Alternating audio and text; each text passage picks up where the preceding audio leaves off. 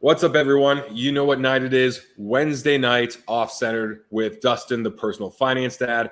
And tonight we got a special guest. We have Bryanrt from Tampa Card Shop back in my hometown, 813, home of the reigning Super Bowl champion Tampa Bay Buccaneers and Stanley Cup champion Tampa Bay Lightning. So we will be talking a little bit about Tampa and why so many people from Central Florida are into cards. Because I swear, it's like me, even Dustin has some ties to Central Florida. We have Boris, the hobby box, who was around for a while, who's still in cards but not really doing content from Tampa.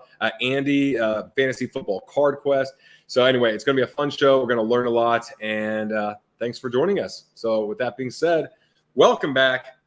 Now let's get to work. Let's bring on the guest I have to introduce just because he needs an introduction because you won't know who he is besides that. Dustin. How we doing? Doing all right, man. Are you okay? I'm all right, man. I just had a giant plate of spaghetti, and so I'm going to let that digest. This piece of toast I was going to save, but I ran out of olive oil on my plate, so I have some cashew butter, which is like the bougie peanut butter, that I'm going to spread all over it. Cashew butter. Interesting. Yeah, I've been feasting on Tom Brady turnovers all week as a New Orleans Saints fan. It's been fantastic. I've just been replaying, watching those highlights. The memes are coming through. Ironically, I'm a Tom Brady card collector, but I'm a New Orleans Saints fan first. So that always comes first. Savor this week because I love it. Knowing Tom Brady, this was actually a present. This was a gift in disguise. Yeah. Actually, I was thinking the same thing. This is going to be probably the highlight of the season, and I'm going to treat it like that. Yeah, and it's going to give good practice to our backups because Tom Brady. Here's the thing: just like last year in New England, the last year he was there, he did not have weapons, and now all of a sudden you have the top three wide receivers: Antonio Brown, Mike Evans, and Chris Godwin, all out, all Pro Bowl caliber wide receivers. And it's not only does he have to throw to these other guys that aren't as good, he doesn't have chemistry with them. So then add that, take away Leonard Fournette, the offensive line was okay, but against a very good defense. And that's exactly what happened. It was ugly, but you know what? Regular season, let it happen in the regular season. As long as you get the things, everything sorted out, entering the playoffs, it's all good. Fair enough. All right, real quick, let's say hi to a couple people here. Brian Sherlin, good to see you, man. Go Bucks is usually our little banter we have, and you know what? Nothing has changed there. It was just a weird week. We got to give the Saints defense some credit and give them a little pity win as well. What's up, Troy? Good to see you. Stephen Ryan in the house. The HREXKR. Long live the personal finance poppy. Yeah. 1988 tops forever. Pie to Brad's face. Bo Jackson rookie cards. Woo. So I don't know if pie to Brad's face is like a bad thing or because like to me that sounds great. So I don't know if that's a compliment or you're trying to like diss me, but pie to my face. In fact, I got some pecan pie. I'm saving for a Christmas, but I've actually paid a few guys just to come in the chat and just kind of troll in the chat a little bit at you. So they're coming in strong. That money. Well, trolling would be teasing me about desserts. Like if you're teasing me about dessert, but you don't actually have pie for me, then that's trolling. What's up, South Stands 303? Aloha to you, good sir. Cardboard Carolina in the house. Global Sports Card Investor. Good day, sir. Great to see you. Then Ryan McClanahan is here. You guys make this YouTube channel thing look so darn easy. Glad to take a much-needed break to listen in. It is easy when our internet works. That's pretty much the hardest part. Yeah, I was going to say, Brad is barely hanging on. I'm going to get ready here to take over when his internet goes out. So let's all say a prayer. You know, and I'm seeing my bar saying connection is unstable. If you're on Wi-Fi. You look like a crypto punk. Oh, you froze there. 8-bit Brad. How'd you do that? How'd you make that effect happen? All right. Well, you might have to take over, Dustin, just because this doesn't make any sense. I see on StreamYard, the platform I use, connection is unstable. If you're on Wi-Fi, try plugging in your router. However, on my computer, all the bars are there. So I don't know what StreamYard's doing, but you might have to take over. Say hi to a couple more people. Dominic Gabriel 1. Just for you, the hair toss. I got my hair did today, so you're going to have to drink. He has a drinking game every time I touch my hair and every time you do what? What was the thing that you do? Oh, I take a drink because I take a sip of a drink like every 5 seconds. So okay, you sip a drink, I touch my hair, and Dominic gets trashed on our behalf. Small little sports cards. Good to see you as well. Michael Stone, happy holidays to you. Almost happy Christmas or Merry Christmas. And Cody, good to see you as well, man. Yeah, good to see you, Cody. You know what? Yeah, Ed, the Saints defense had the blueprint, but maybe they just had the talent as well. So hopefully no other team can do that. And hopefully it's a wake-up call for Tom Brady and really the other pieces. I mean, the problem is we just have such an anemic offense that the defense has to play completely lights out to get that type of a win. I mean, it's rough. And we have the Dolphins coming up. That's Flippin' Steve's team. I just had him in the chat. Dolphins have 6 wins in a row. Really? So, do they? I know. I didn't realize that. Well, it's funny. I didn't realize that because Steve was always complaining about how bad the Dolphins are. And then all of a sudden they turned it around, I guess. Yeah. Dude, Brian, I saw that about Godwin. Here's the thing. They were like, is Bruce Arians not going to or is the Bucs going to punish Antonio Brown? And it's like, you have no leverage anymore. You need him, and you need him to play every snap of the game. So it doesn't matter about faking a COVID card. The point is that that's not bad enough for you to not, go all out and win a Super Bowl. And there's no way Tom Brady's saying, yeah, punish him further. He's like, I need him on the field. So that was huge. Anyway, so we're going to bring on our guest right now. I'm going to say hi to some of you guys in a bit. I see there Steve, see there Jay as well, and the Reg is in the house. Apparently, I do look like a crypto punk. But let's bring on our guest. He is Bryanrt G, the co-owner, correct? Co-owner of Tampa Card Shop. Yeah, thanks for having me on, guys. For sure, good man. to see you, How are man. you doing today? Oh, didn't hear you. What'd you say? That's because Dustin always talks over me. What were you saying, Dustin? Oh, no. I didn't say. I just said good to see you, Bryanrt. That was it. That was literally it. Hey, can you switch the screen, Brad? You've got us all like Brady Bunch. Can you flip it? Thank you. There we go. Wait. Oh, I know what you mean. There we go. So, Bryanrt, tell us a bit about yourself. You co-own the Tampa Card Shop. I've met your partner, Matt, several times back in Tampa. Who are you? So I've been in the hobby since I was like 6 years old. My grandfather and my dad got me into collecting cards. Grew up going to, the Rich Altman show it's in Needham, Massachusetts, I believe. It's a big Shriner show 4 or 5 times a year. I grew up going to that, and then obviously with college and everything, I wouldn't say fell out of the scene, but wasn't as active. And then in the process of COVID, I was doing outside sales at the time, and we couldn't do outside sales anymore, so it kind of turned into a way of betting on yourself and doing cards full time, kind of making it work, doing shows. The show's built up to me and Matt meeting. We both had ideas about creating a store. I mean, I told my mom when I was like 6 years old I was going to own a card shop at some point in my life. I just didn't know when. And we put it into action last December and then opened in June this year. Very cool, man. So have you lived in Tampa your whole life? Because that's where I'm from, and that's where I remember going to a couple card shops. I want to see if you remember. So I'm from like the Worcester area of Massachusetts. I've lived in Tampa for about 3 years now. So obviously like the local ones here, like Perry and Wonderwater and Skip Store and all that, I knew all those existed, but the old school ones, okay. I mean. How come you don't have the accent? Isn't there like you lived there your whole life? Shouldn't you have the New England accent? No, I'm like 26 miles away from South Boston, so.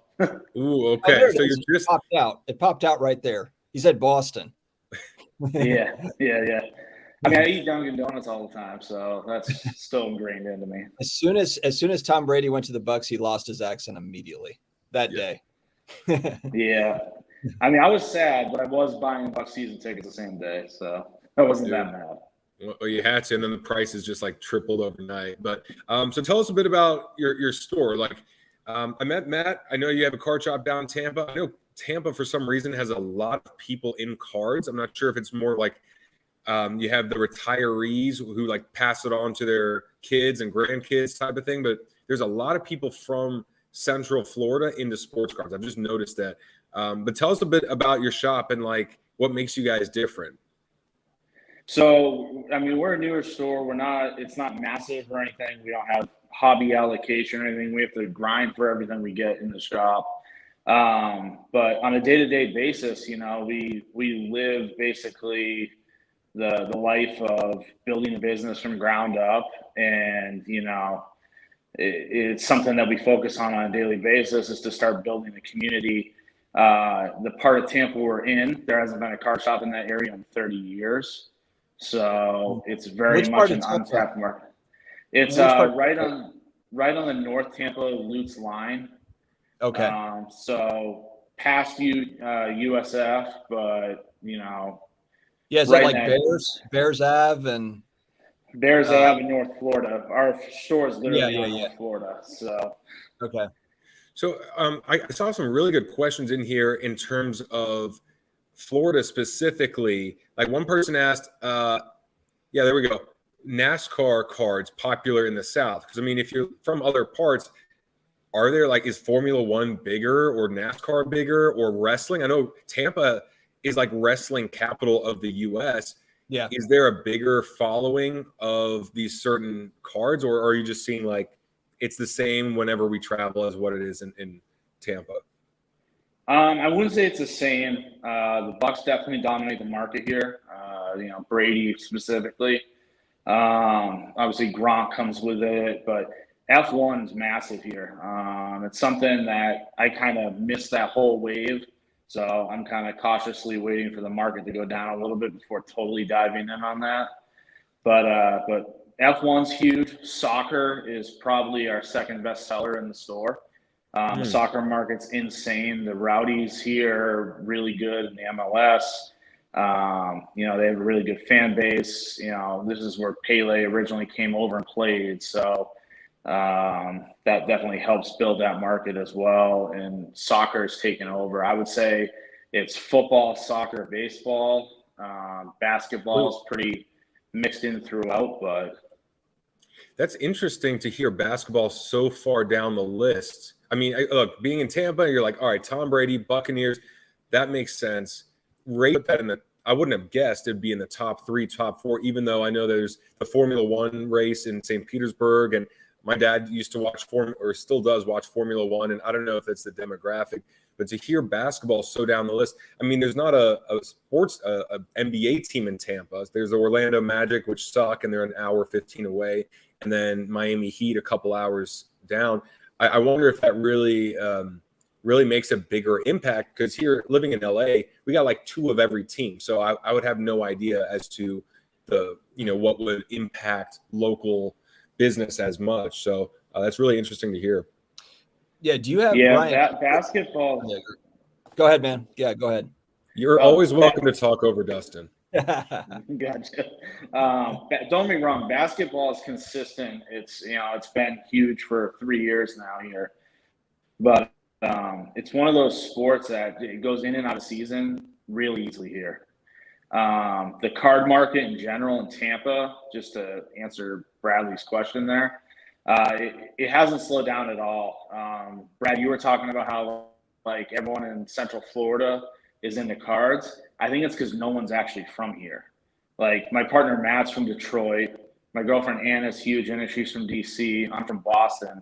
No one's actually from here. So there's like a mixture of like people that grew up in cards. They moved. They all became like around 30 years old. Now they're all getting back into it. And it's kind of, also, I don't know, obviously, from being there, Brad, that Redbeard's show was the only show in the country for a while that was actively going, the Bay Area Sports Card Show. So I think that kind of made us like the card scene for a little bit while the country was still shut down. Well, and then plus the mask mandates everywhere else while Florida was open. I just think it's crazy how it seems so random that sports cards would be so big there versus any other region in the country. Because I also think of it this way, like, when they talk about LA and Miami have the worst sports fans, like, you know what I'm saying? They're like, they show up late to games, they leave early. And my thought process is that, yeah, you know why? Because we have other things we can do with our time. the weather's warm, we got beaches, we have all this other stuff. In Florida, I'm thinking the weather's warm, you can go outside, you got beaches, you have Miami, you have so many other ways to spend your time and energy.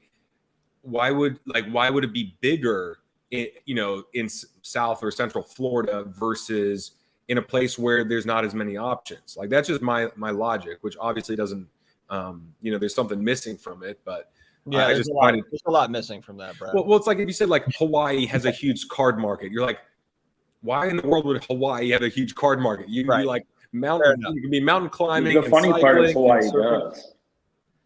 Was that the funny part? Hawaii's market's massive.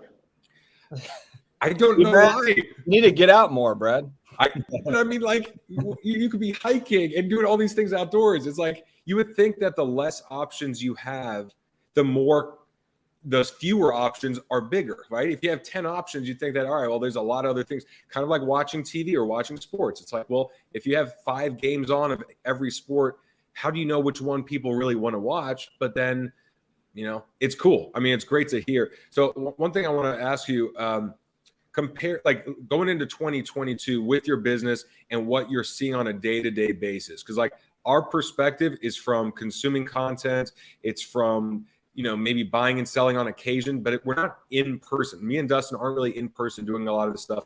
We don't hear about what's going on from a business standpoint. Like, where is your business now, and where do you see sports cards as well as your business in 2022? So I think right now, just from a market as a whole, you're seeing the shift from the base to rarity. And obviously with rarity comes, more money being thrown into the market. So it's one of those things that right now, I think there's a huge misconception that people aren't spending money on cards. I mean, we're selling boxes every day. The last couple of weeks in the store, I mean, obviously with the holidays too, have been the absolute busiest we've ever been.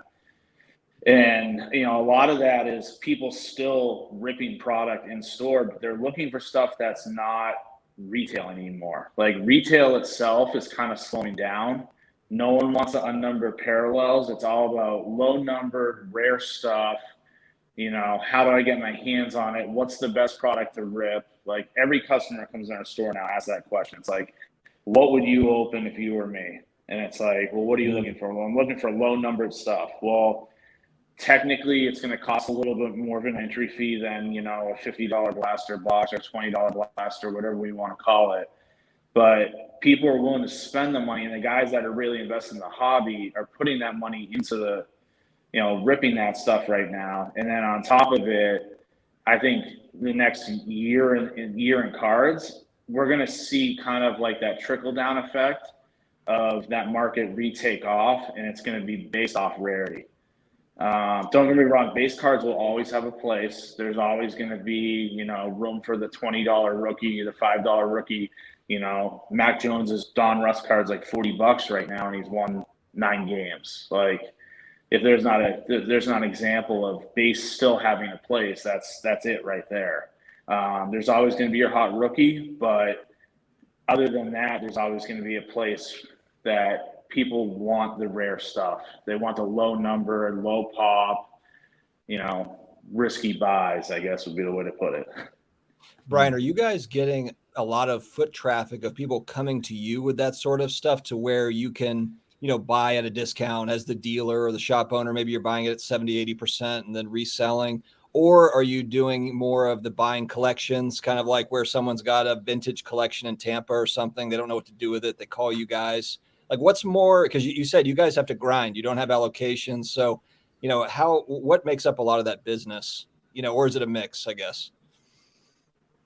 I would say right now, for us as a store owner perspective, it's all about buying the collection as a whole, piecing out the base, kind of getting rid of it, getting back to even on your purchase, and then grading the rare stuff, holding the rare stuff, selling the rare stuff, and that's your profit.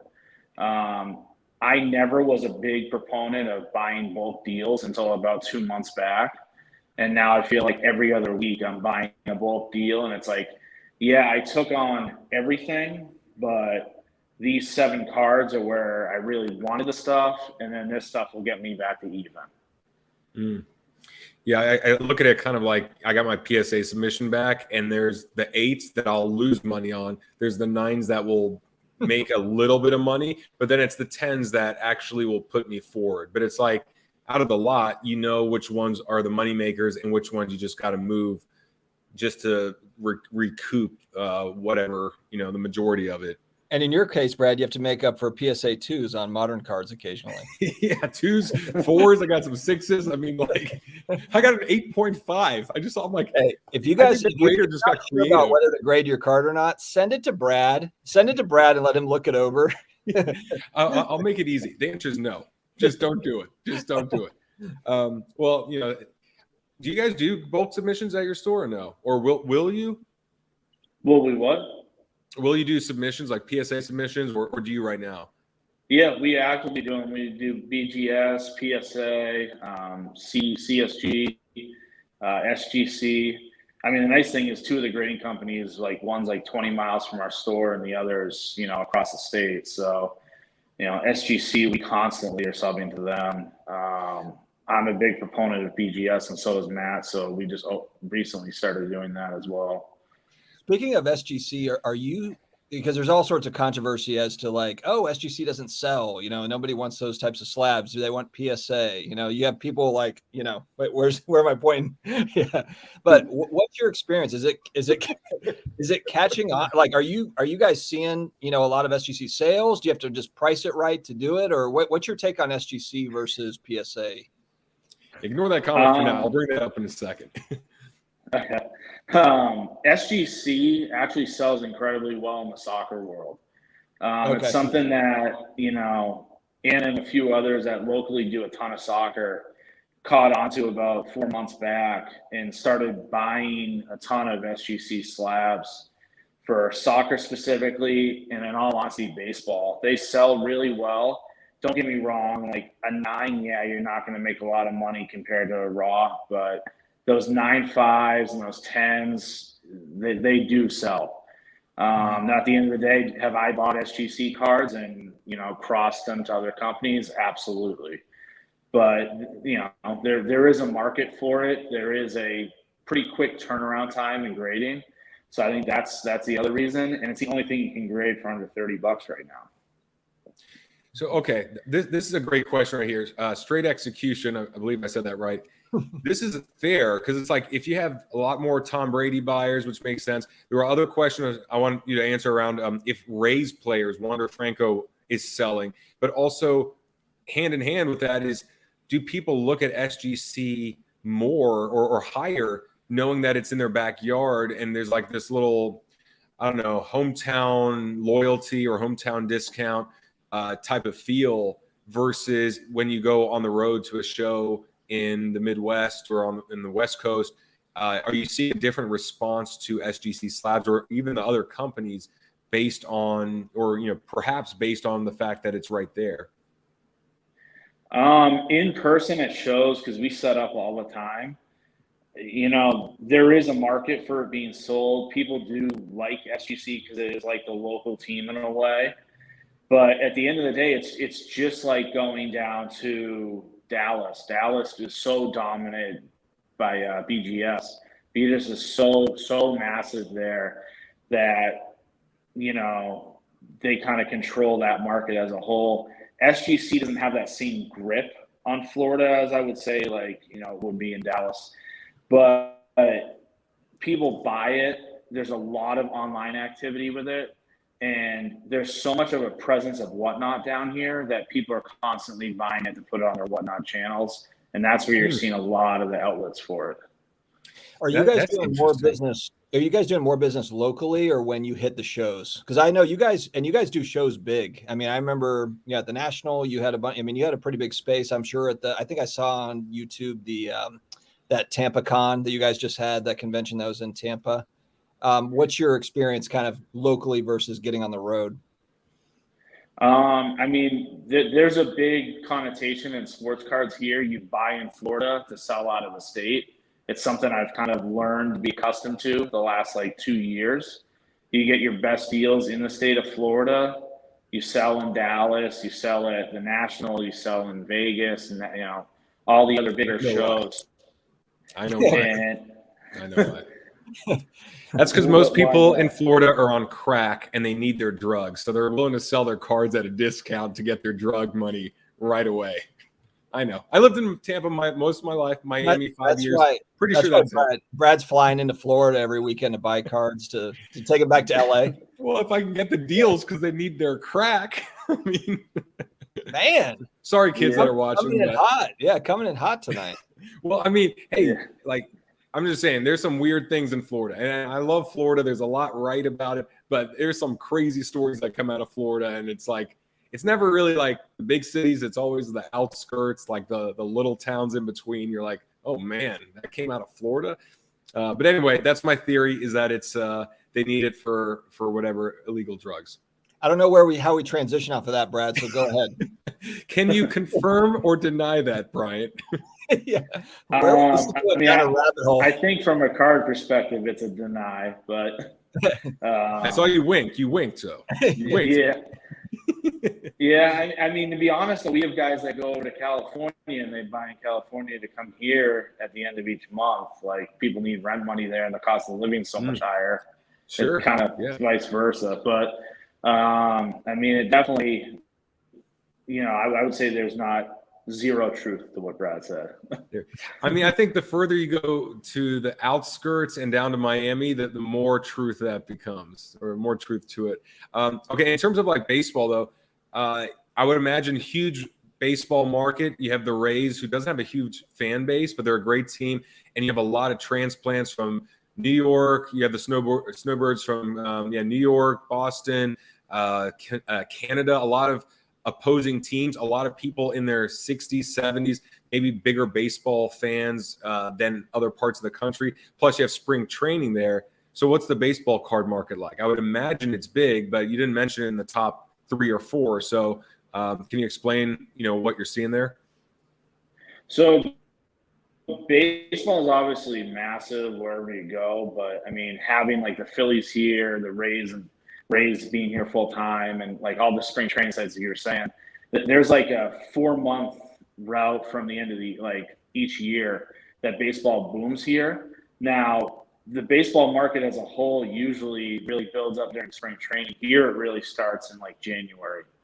So really, it goes into January and February, like your biggest buying months, and then spring training is kind of like sell time, and regular season here is actually pretty slow, I'd say, baseball wise. Don't get me wrong, like if Shohei Ohtani is going for a triple crown, or Vlad Guerrero, obviously they're gonna sell.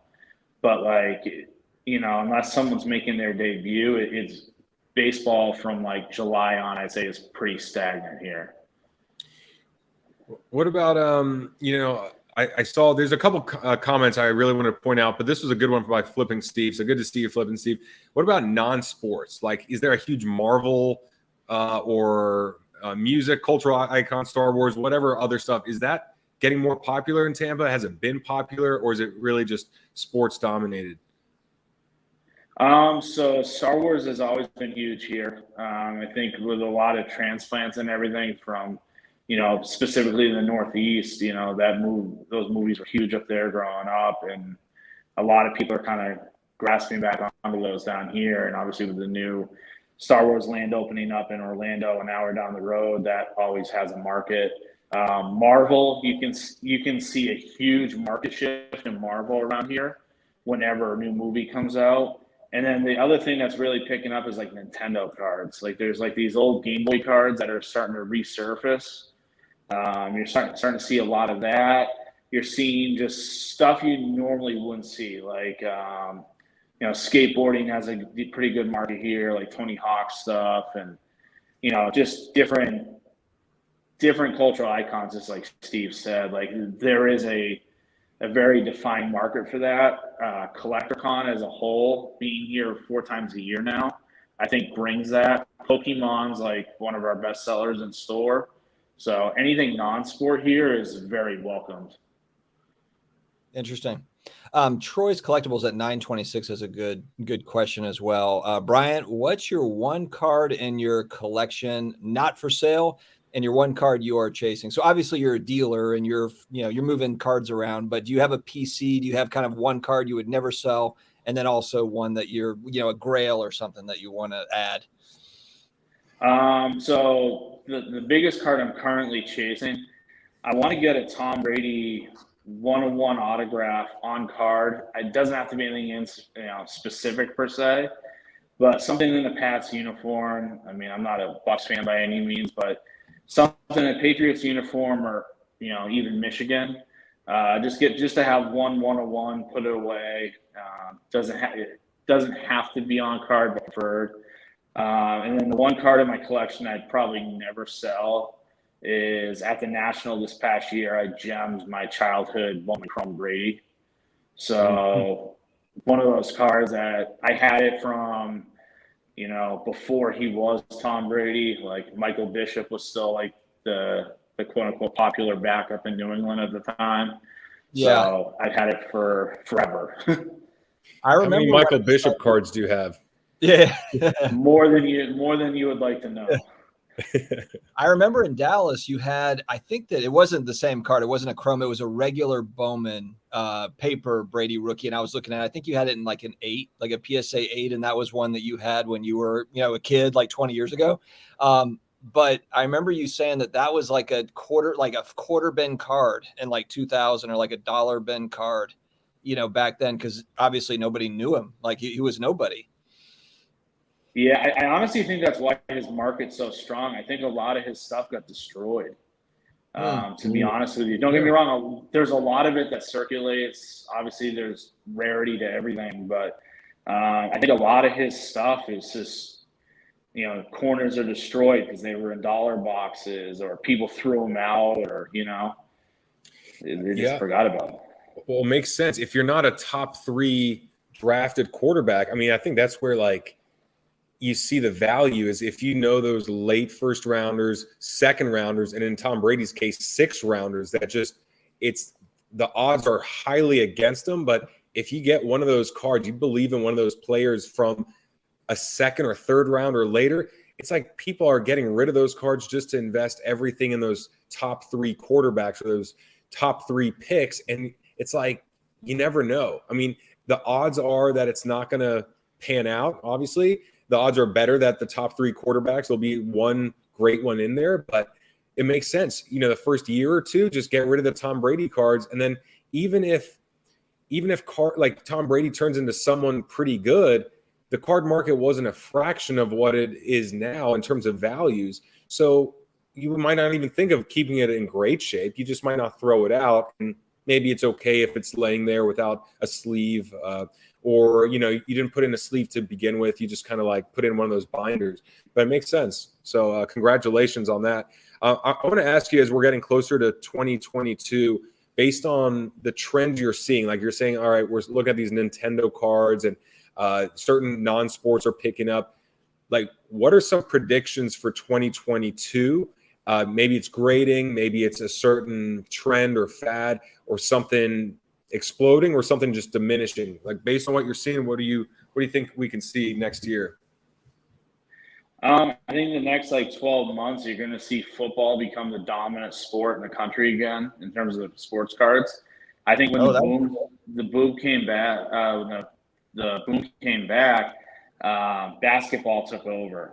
And just speaking from being in the hobby in 2014, basketball was kind of a joke, to be honest with you. It was kind of like that. It was that fourth sport. No one was opening stuff. That's why that Prism set was so low printed. You hear stories about people throwing away Giannis rookies. That's just where the market was at that point.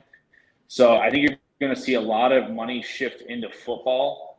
I think basketball is obviously, hopefully, going to stay dominant, but I think it's going to come down to a lot of rare stuff, and baseball is really up in the air right now.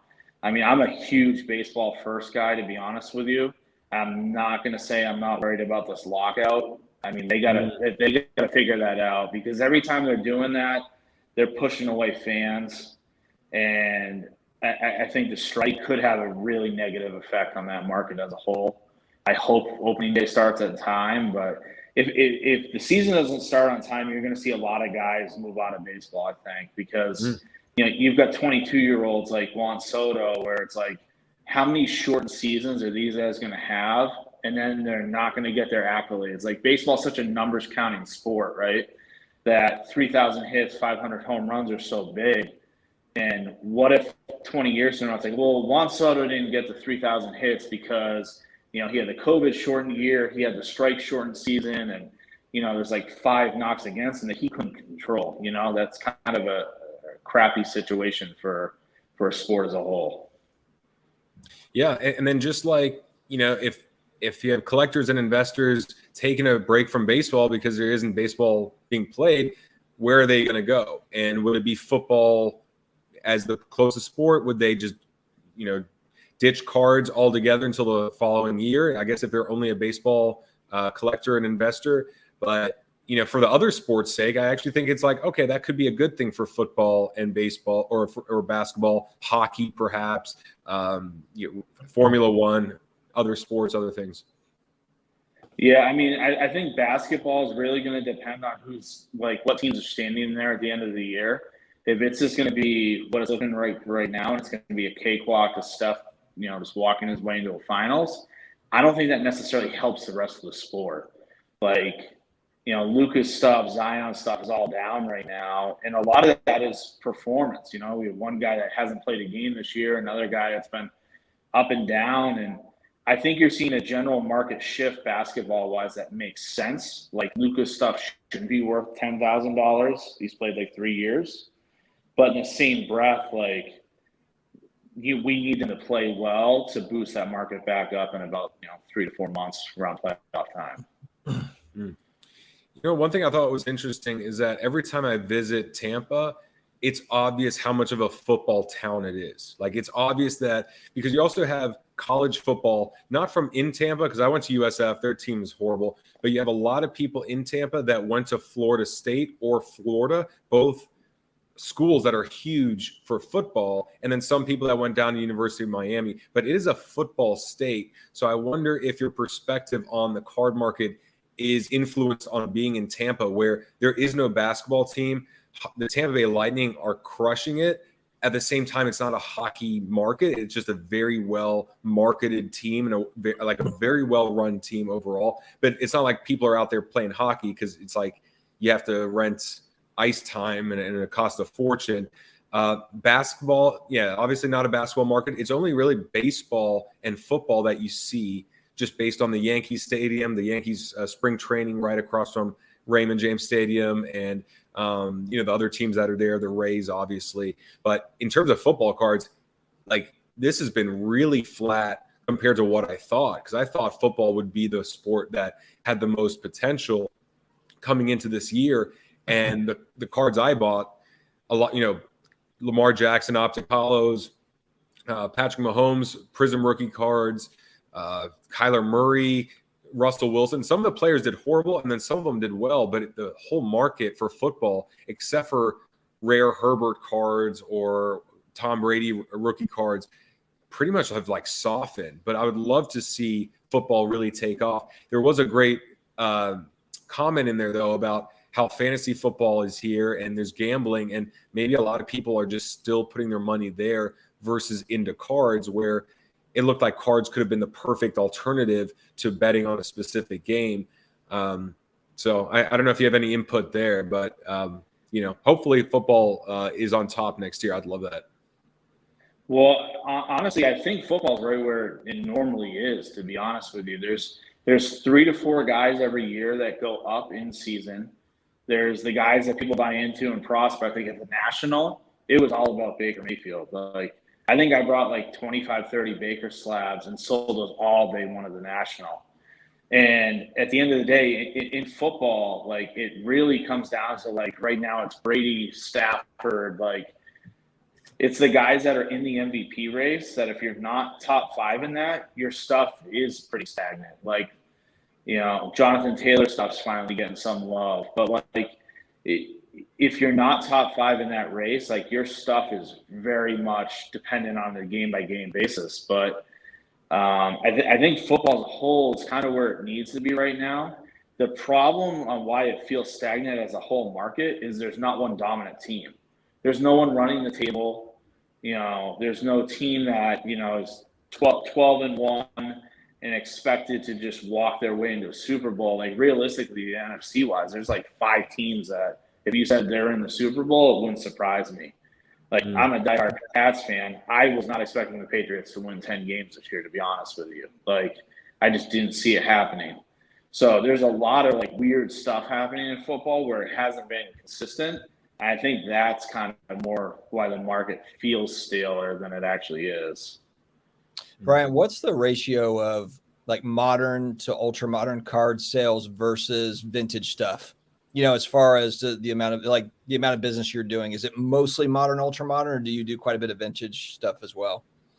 I do everything like 90s and up for the most part, like the 70s and 80s and 60s and stuff. There's a market there. I don't know it as well as other guys, obviously, so I kind of stay in my lane and don't over dive into it. Like I'll buy your blue chip cards here and there and feel confident buying certain things. But I would say like right now, like football wise, it's like 2000 to 2013. That's where a lot of my sales are right now. From like early Brady to like the Andrew Luck class, like that stuff in between there, the Peyton Mannings, the Drew Brees, that's where I'm finding there's a big avenue of opportunity to make good money there. Let me do one more, Brad. Do you guys have like certain goals for the shop? Something that you saw kind of trending 2021 and going into 2022. Do you guys have something that you really want to kind of improve at, or just kind of like that's a set of that's business that we want to tackle, or just something new going into next year? I guess like goals, for your shop that might be different than what you were doing this past year. I want to personally, like myself, obviously as being half the store, I want to dive in other markets I normally wouldn't be in. Like I want to really get into F1 in the next year. I think that market's pretty much here to stay at this point. I'm interested. This is the first time since I've been buying soccer cards, and I've been, shifting into that the last 2 years now, that I'm going to see a World Cup. I want to see what that's like on a soccer card market level. I think it has huge potential, and to be honest, if the U.S. does anything, I think you're going to see a huge market shift. I mean, I'm seeing it right now from a store level. A lot of our customers are actually leaving baseball and moving to soccer because it follows it follows very much the same like prospecting. They're both boring. Well, just kidding. Kidding, but not really. Yeah, I mean, Brad, but it follows the same prospecting goals, though. Right. People are constantly looking for the next big thing in baseball. Soccer, you're seeing all these young kids start to sell like crazy. 5 years ago, let's be honest, it was like, okay, there's it's Messi and Ronaldo and no one else existed. Now you're seeing like the average guy at a card show or in a shop knows like 25 players instead of 2. So I really want to focus on diving more into those markets personally. And I think our card shop can grow immensely because of it. And I also want to get into like, a little bit of the gaming stuff. Like I've explored MetaZoo a little bit. I've explored Pokemon, the newer stuff. Like Pokemon, I know like 1999 to like 2003, but everything after that's like completely a different language to me. So I just want to be more well-rounded as a shop owner. So when people come in, I'm like, well, I have no idea what that is. So what do you think has besides football taking over, what do you think has like the most room to grow next year specifically? Would you say it's soccer, or would you say like there's something like if you said like, hey, it's December 2021, by this time next year, I think this one genre will be much bigger than what it is now. I would start looking, whether maybe it's a set or like a variation, something that you could say like based on trends, just start looking at this now and study it. I think the big thing you're going to see a lot of guys turn to And it's already existing right now, but a lot of the guys that do strictly high-end cards and high-end sales and all that, they don't have their money necessarily in silver prism basketball and stuff like that. They have it in color of first Bowman. And I think you're going to see a big shift of people putting it into color parallels, low-numbered stuff of Topps Chrome Soccer, Prism Soccer. Marvel PMGs. Yeah, Marvel PMGs are already there. Like, right. Man, I wish I was hanging out with Steve like 3 years ago. I'd be printing money right now from what it looks like on his page. No, the guy. So in the chat, Charles has got. I think he's probably sitting on $1 million of Marvel PMGs just based on his Instagram. Are you retired? Is Charles? Yeah. Charles. Yeah. I don't want to say his last name. F-U-C-A. Yes. This dude right here has some serious Marvel PMG stuff. Serious. All right. Anyway, sorry, I got off track there. But yeah, I mean, I think you're going to see a lot of like low number, low pop soccer and Bowman Chrome baseball specifically, especially with the Fanatics move happening. There's a lot of rumors. So Fanatics is stationed here. Obviously, that's kind of like their headquarters are like a mile from where I live. And there's a lot of rumors that this whole thing about 5 years isn't going to be 5 years.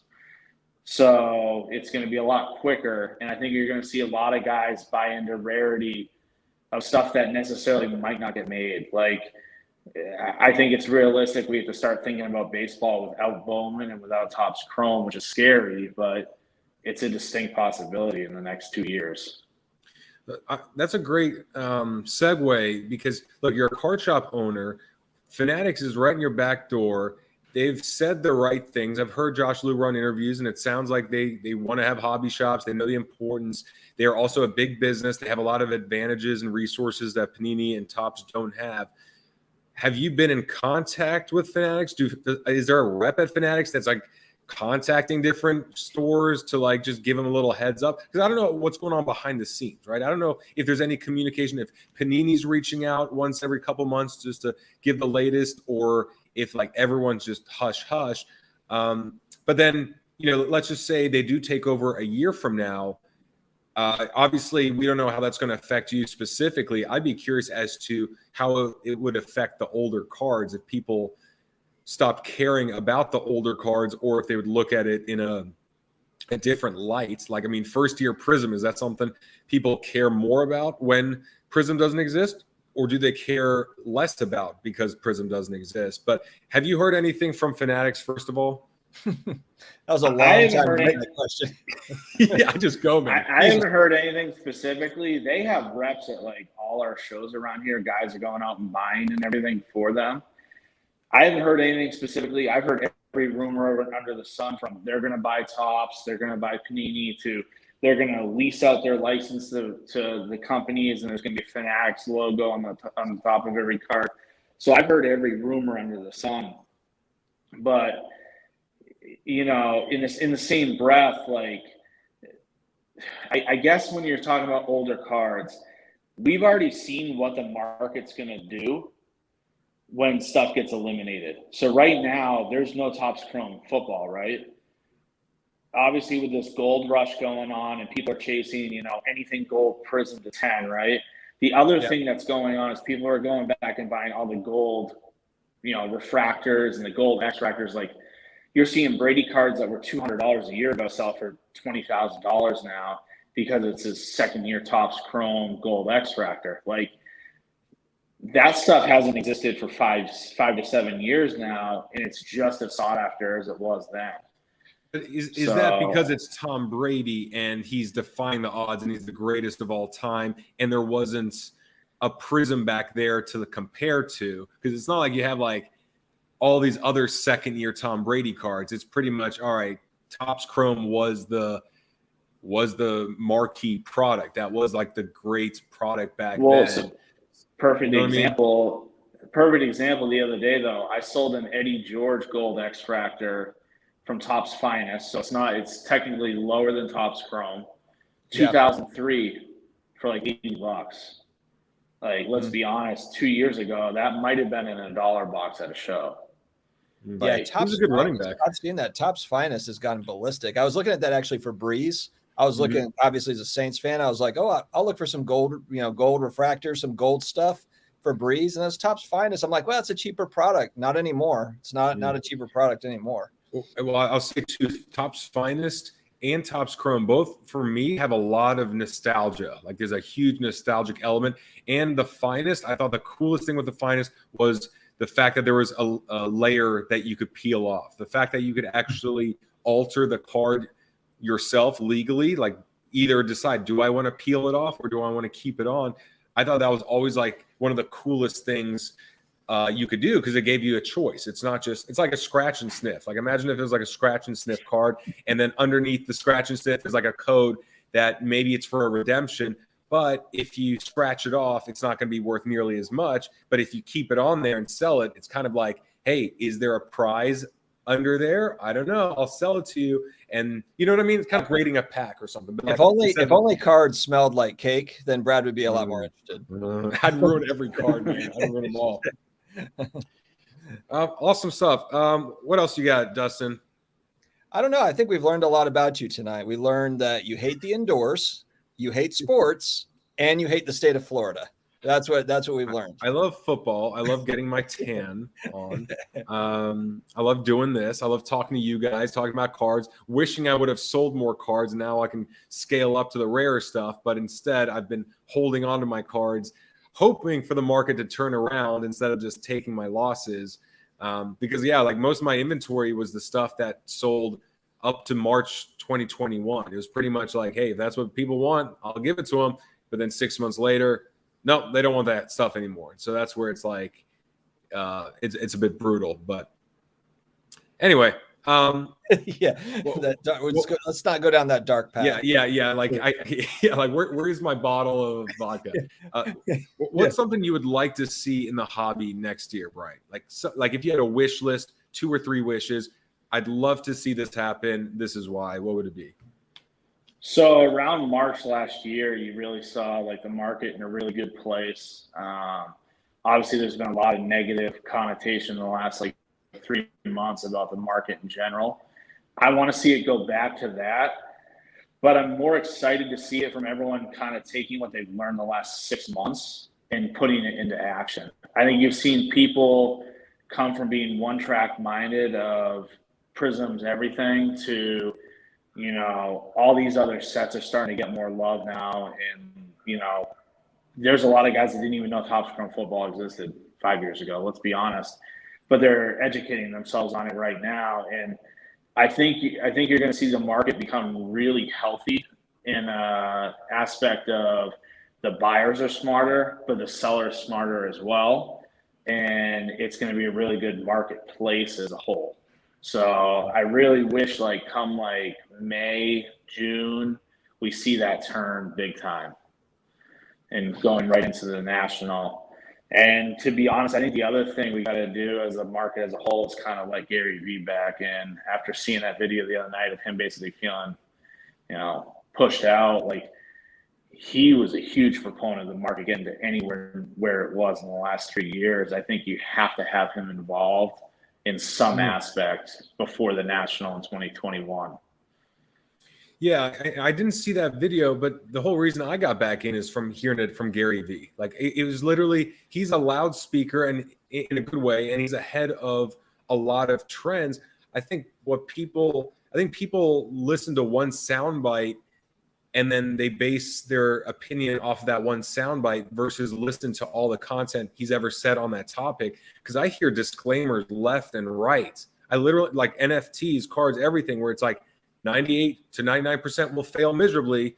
Do your homework. But as a trend, as an industry, as a as a collectible, whatever, it's going to be huge. And then it does that, but then the one person that loses their money gets really pissed or assumes he's pumping and dumping, but there's no real evidence of him selling off. It could just literally be, I love this card, that's why I'm buying it, or I think this is a great buy. Just, I always give him the benefit of the doubt because I've gained so much from him. I'd like to say, Dustin, you have as well. But I'd love to see him and others in the hobby. Like, we're seeing more athletes show their cards off. Giannis showed his amazing Dante DiVincenzo base Prism rookie card. That'll bail him out in case he ever tears his ACL and he has to pay the bills. But it's cool to see like some actual big names get involved. Yeah, agreed. I actually think I'm pretty bullish on sports cards in 2022. I know it's kind of like I think that people as a whole are a little nervous about the economy, the U.S. economy specifically, and just kind of like where are we going as we head into next year. But I'm actually pretty. I think things are going to be okay. But it's going to just be in pockets. It's going to be like siloed, like it always has been, where you've got certain things that are probably hot, certain things that are not, etc. I do have one real big question I wanted to ask you, because it's an opinion I have. I wanted to get a card shop owner opinion. When PSA comes back with a more affordable tier, let's say it's $20 to $30 a card, what will that do to the other grading companies, in your opinion, and the value of those cards? Because I have my opinion that it'll just kind of destroy everyone else when they're affordable again, but would love to hear a different take. I mean, personally, to me, PSA has never been king. I'm a BGS guy, true and true. I think if you go and you look at these auction houses every month and you look at the top 10 cards that sold, I'd say 6 of the 10 are minimum Beckett every single time. Like, the big cards are usually graded by BGS. And in all honesty, I don't want PSA as a shop owner to open at $20 to $30 grading. I don't want to be having people submit bowl based prisms and every other prospect that ever got made. I just don't think there's a huge place for that in the market. And I think in the market as a whole, we've gotten a lot smarter. I think there's cards that are supposed to be graded and there's none. I'm guilty of it. I graded some bowl stuff. We graded some Admiral Schofield and guys that became nothing. But I don't think you're going to see the other card grading companies necessarily lose what they have right now. Like, SGC, like them or not, is always going to be really good for vintage. They have great market share for vintage. They always will. They're really good at grading vintage. CSG, I mean, they haven't really grasped a whole ton of market share yet. And them being local here, I wish they've done a little bit more, but I think they're starting to get more out in the open now. So I think they actually are going to be more busy at the next national than they were this one, easily. But have you heard anything? Sorry to cut you off, Brian, but going back to BGS, have you heard anything directly from them? Because they don't do, from what I've seen anyway, I haven't seen a lot of like public communication. They're not out there like Nat Turner is, from PSA as much. Do you hear from them as a shop owner, just as far as getting caught up on grading and stuff like that? Anything positive there? I mean, I can tell you right now, BGS is like a 1 week turnaround. Now, is it cheap? No, it's like 175 to like 250 if the card has an auto. We're having cards come back. Subgrades? That's with subgrades? Yeah, with subgrades. I sent off an order 2 Mondays ago. I had it last Friday.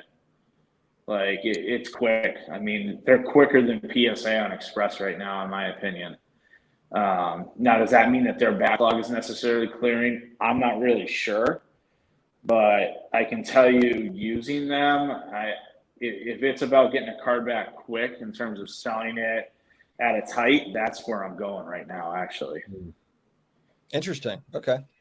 What are you seeing with raw cards? Is there a hot raw card market based on people wanting to stock up now in anticipation of more tiers opening up and being able to do one of these like 8 to 12 month longer approaches of flipping per se versus buying graded cards where there might be fear that if it's not super rare, that it's going to be a card that will become more and more common in the coming months as the pop reports grow? I mean, honestly, we're in a great place as a show perspective of being able to buy raw cards. It's like the first time in 3 years we can buy clean raw almost anywhere. It's almost too common now, and it's almost too easy. But I also think that's why the guys that are making tons of money are actually the ones that aren't afraid to sub right now.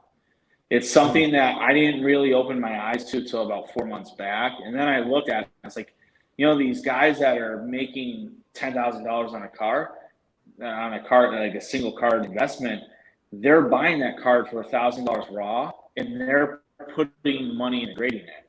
Now, obviously, the buy-in's a little bit higher, but that's where the money's at right now. It's buying clean raw and not being afraid to grade it. Well, but I mean, at that tier, why would anyone sell $1,000 raw card and not grade it? Because at that tier, it makes sense if you get a 9 or a 10. It's always these $50 to $100 cards where you go, like, all right, the Mac Jones Donruss base card that sold, I think some of them sold for like $3,000, then $2,200, then $1,500.